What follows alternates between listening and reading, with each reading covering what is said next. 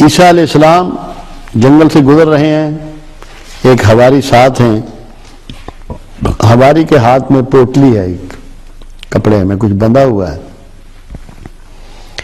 اللہ کے رسول نے پوچھا، نبی اللہ نے عیسیٰ علیہ السلام نے، کہ یہ کیا ہے؟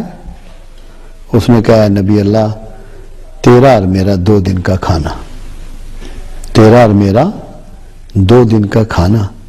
رک گئے عیسیٰ علیہ السلام، فرمایا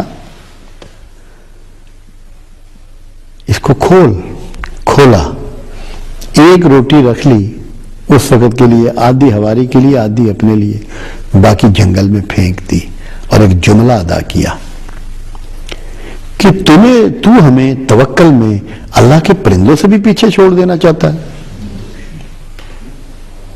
تو کیا ہم نے پرندوں سے توکل سیکھا ہے؟ کیا آج ہماری سوچ یہ نہیں ہے کہ میں اپنے ہی بندوبست پہ چل رہا ہوں؟ ایک لفظ استعمال ہوتا ہے جس کو کہتے ہیں یہ سیلف میڈ ہے۔ کیا یہ کلمہ کفر نہیں ہے؟ کیا یہ شرک نہیں ہے کہ سیلف میڈ؟ اللہ کہتا ہے جس کو چاہوں غریب کروں، جس کو چاہوں امیر کروں، اور اس دنیا میں اڑنے والا، رینگنے والا، چلنے والا کوئی ایسا جاندار نہیں ہے جس کا رزق میرے ذمہ نہ ہو۔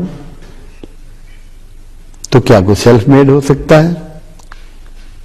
اور اللہ سے جتنا کوئی چاہے کہ میرا تعلق خاص پیدا ہو، اس کو اپنا توکل اتنا ہی بڑھانا پڑے گا۔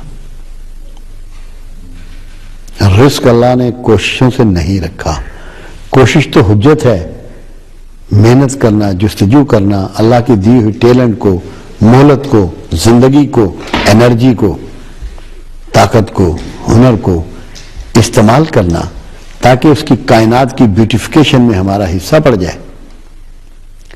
نتائج اللہ کے پاس ہیں، جس کو چاہے غریب کرے، جس کو چاہے امیر کرے، خود کلیم کرتا ہے وہ، جسے چاہے کشائش والا رزق دے، جسے چاہے تنگی والا رزق دے، جسے چاہے رزق میں فضیلت دے۔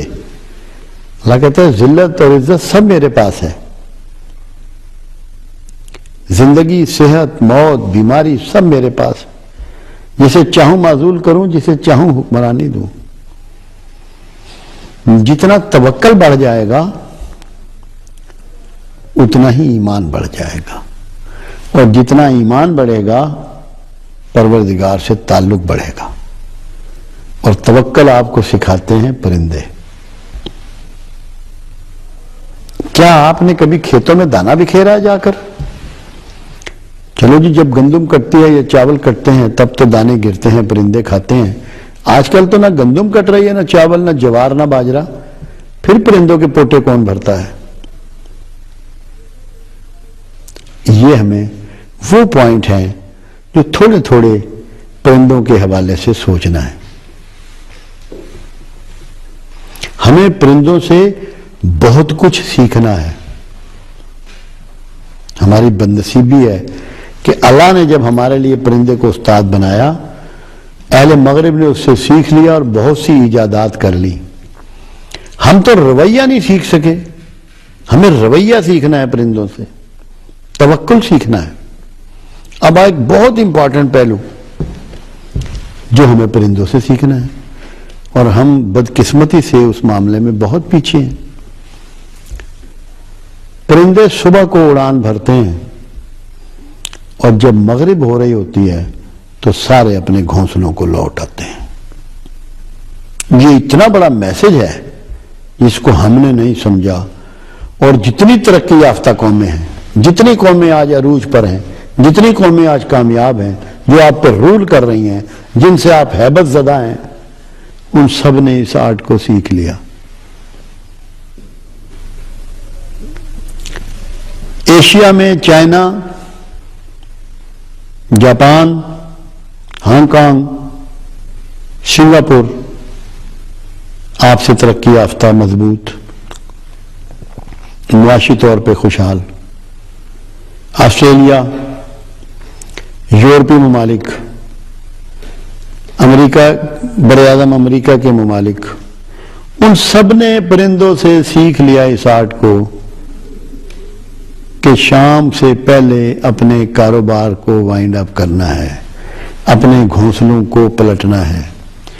پوری دنیا میں 6 بجے کے بعد کوئی بزنس نہیں ہے، کوئی کاروبار نہیں ہے، سب کے ادارے میکسیمم 6 بجے بند ہو جاتے ہیں اور وہ اپنے گھروں کو پلٹ آتے ہیں۔ ہم کیسے بدقسمت مسلمان ہیں کہ ہمیں یہی سمجھ میں نہیں آئی کہ ورکنگ آور مغرب تک ہیں۔ مغرب کی اذان کا مطلب ہے کاروبار، معاملات، بزنس ختم، اپنے گھروں کو لوٹ جاؤ۔ آپ دیکھیں کہ انسان جو ہے اس کو معاشرے میں پورا کردار ادا کرنا ہوتا ہے، اس کی بہت سی ذمہ داریاں ہیں، صرف روزی روٹی کمانا اس کے ذمہ نہیں ہے۔ بیوی کو وقت دینا، بچوں کو وقت دینا، رشتہ داروں کو ملنا، ان کو وقت دینا، اپنی تفریح کا کوئی جائز سامان کرنا، اپنی صحت کے لیے ورزش کرنا۔